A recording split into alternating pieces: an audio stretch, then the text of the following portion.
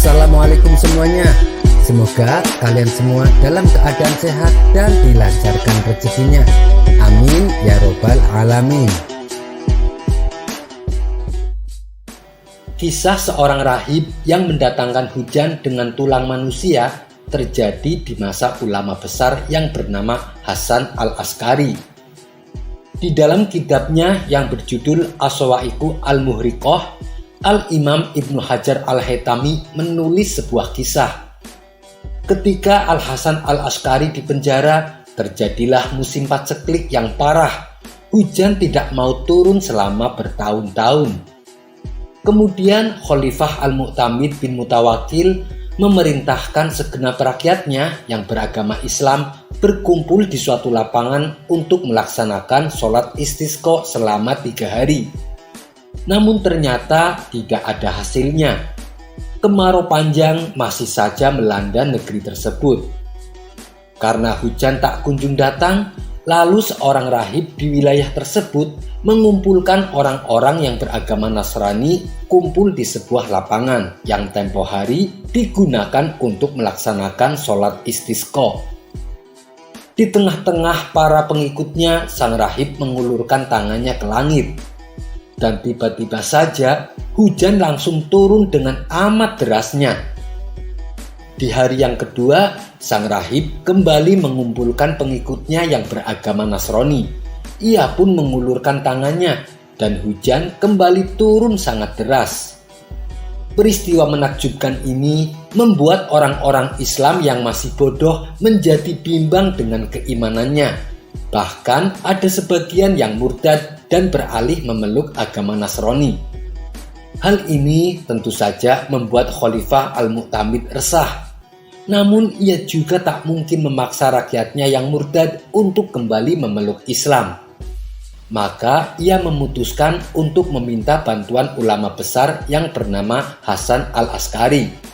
Beliau adalah seorang ulama keturunan daripada Nabi Muhammad SAW.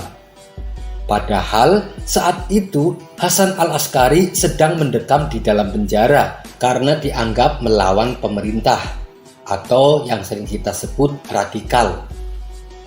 Setelah Hasan al-Askari menghadap Khalifah Al-Mu'tamid, sang khalifah mengungkapkan kegelisahannya kepada Al-Hasan. "Temuilah umat kakekmu Muhammad sebelum mereka semua binasa," perintah sang khalifah. "Perintahkan orang-orang keluar dari rumahnya. Aku akan menghilangkan keraguan mereka," balas Al-Hasan. Hari itu Hasan juga berbicara kepada khalifah. Beliau meminta agar melepaskan teman-temannya dari penjara, dan khalifah pun melepaskan mereka. Pada keesokan harinya berkumpullah semua rakyat, baik yang beragama Nasrani maupun yang beragama Muslim. Setelah Al-Hasan selesai memimpin sholat istisqa dan berdoa meminta hujan, beliau lalu mempersilahkan sang rahib untuk bergantian memanjatkan doa. Di tengah para pengikutnya yang beragama Nasrani, sang rahib mengangkat tangannya ke arah langit. Langit pun seketika berubah menjadi hitam.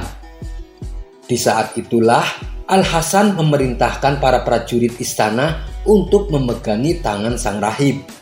Ternyata di tangan sang rahib terdapat tulang manusia. Al-Hasan pun langsung merebut dari tangan sang rahib. Tulang tersebut lalu ia sembunyikan di balik jubahnya. "Sekarang mintalah hujan," ucap Al-Hasan kepada sang rahib.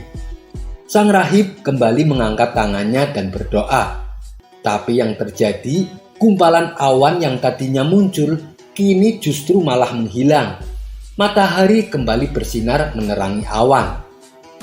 Melihat hal itu, semua rakyat menjadi heran, termasuk sang khalifah sendiri. "Apa yang kau rebut dari tangan sang rahib, wahai Hasan?" tanya sang khalifah penasaran. "Ini adalah tulang seorang nabi. Rahib ini mendapatkannya dari salah satu kuburan nabi di zaman Bani Israel. Apabila tulang seorang nabi ditunjukkan ke arah langit, tentulah saat itu juga langit akan mencurahkan hujan yang lebat," jawab Al-Hasan. Untuk membuktikannya, Al-Hasan kemudian mengangkat tulang tersebut ke arah atas langit. Hujan pun langsung turun amat deras mengguyur wilayah tersebut. Atas kejadian itu, hilanglah keraguan masyarakat Muslim. Sebab selama ini terkabulnya sang rahib meminta hujan bukan karena doanya, akan tetapi karena ia menyimpan tulang seorang nabi. Setelah itu, Al-Hasan kembali ke rumahnya dengan tenang dan dimuliakan. Semenjak itu juga, Khalifah Al-Mu'tamid bin Mutawakil terus menjalin silaturahim setiap waktu hingga Al-Hasan wafat. Beliau meninggal pada usia 28 tahun dan dimakamkan di samping ayah dan pamannya. Wallahu a'lam bishawab. Sekian dulu perjumpaan kita kali ini. Sampai bertemu lagi di kisah selanjutnya. Terima kasih yang sudah subscribe dan setia menonton channel ini. Wassalamualaikum warahmatullahi wabarakatuh.